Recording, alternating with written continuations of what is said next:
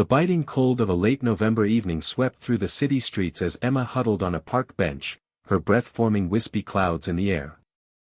She clutched a worn-out book in her hands, more for comfort than for reading, her fingers stiff from the chill. She had come here seeking solitude, a place to sort through the whirlwind of emotions left in the wake of another failed relationship. It was the same old pattern, hopeful beginnings that faded into unspoken resentments and quiet goodbyes. Just once, she wished for something real, something lasting. Across the park, a man and a young girl were tossing a ball back and forth, their laughter a warm contrast to the icy evening. Emma couldn't help but notice the man, a single dad, perhaps, with his rugged features, disheveled hair, and a jacket that seemed a size too big for his lean frame. The girl, no older than 7, was bundled up in a puffy pink coat and giggling uncontrollably as the ball slipped through her mittens and tumbled to the ground. As Emma watched, the man knelt to adjust the girl's scarf, his movements tender and unhurried. There was a quiet strength in his presence, a kind of resilience that intrigued her. She looked away, feeling like an intruder in their moment. But before she could immerse herself back in her thoughts, the little girl ran up to her bench, her cheeks flushed with cold and excitement. "Hi. Are you cold?" the girl asked, her big brown eyes wide with concern. Emma blinked, startled by the child's directness. "A little," she admitted with a small smile. "Daddy has a jacket," the girl declared, turning and waving enthusiastically to her father. "Daddy, she's cold." The man hesitated, clearly caught off guard, but then he approached with a sheepish grin.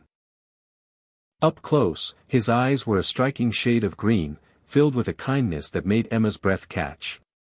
He shrugged off his jacket, a faded navy parka, and offered it to her. "You don't have to," she began, but he cut her off with a gentle shake of his head. "It's all right. You look like you could use it more than me," he said, his voice low and soothing. "I'm Jack, by the way. And this is Lily." Emma hesitated, then accepted the jacket, its warmth enveloping her instantly. "Thank you. I'm Emma." Jack smiled, his expression softening. "Well, Emma, if you don't mind some company, Lily and I were just about to grab some hot chocolate. You're welcome to join us." She hesitated again, unsure if she should intrude on their father-daughter time, but Lily's enthusiastic nodding made her laugh. "Okay. That sounds nice." The three of them walked to a nearby cafe, Lily skipping ahead while Jack and Emma followed at a slower pace.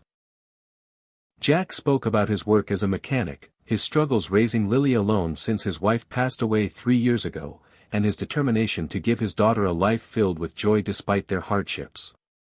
Emma listened, her heart aching at his honesty and resilience. At the cafe, over steaming cups of hot chocolate, Emma found herself laughing at Lily's animated stories and Jack's dry humor.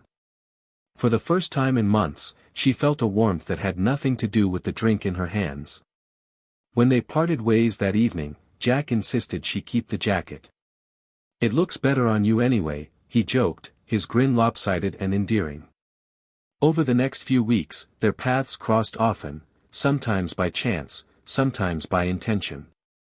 Jack and Lily became fixtures in Emma's life, their presence filling the void she hadn't realized was so deep. Jack's quiet strength and unwavering kindness drew her in, while Lily's innocence and joy reminded her of life's simple pleasures. Slowly, Emma began to open up about her own fears and dreams, her walls crumbling in the face of their unspoken acceptance. One evening, as they walked through the same park where they'd first met, Jack paused and turned to Emma. "You know," he began, his voice tinged with hesitation, "I offered you my jacket that night because you looked like you needed something, warmth, comfort, maybe just a sign that someone cared. But I didn't realize how much I needed you, too."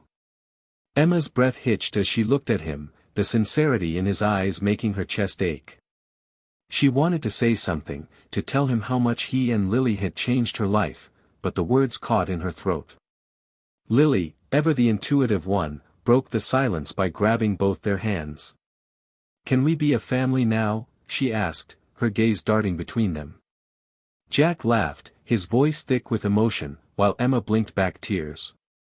"I think we already are," she said softly, squeezing Lily's hand.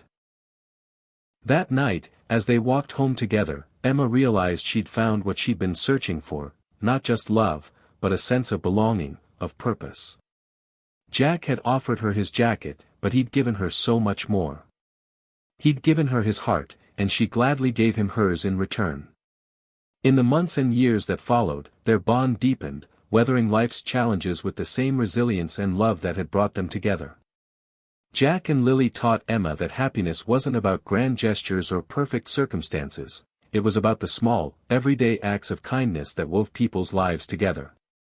And in their little corner of the world, beneath the canopy of a star-filled sky, Emma found a home she never knew she needed.